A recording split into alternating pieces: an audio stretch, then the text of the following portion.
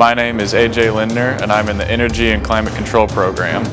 So far I've learned about just the basics of refrigeration. There's troubleshooting, there's steps to follow, orders of operation, learn basic duct sizing, heat load calculations, anything that I need to be successful in the field. My favorite part is definitely working out in the lab, really hands-on. Sometimes we have problems with the machines and we just get to get let loose on them and just work it out.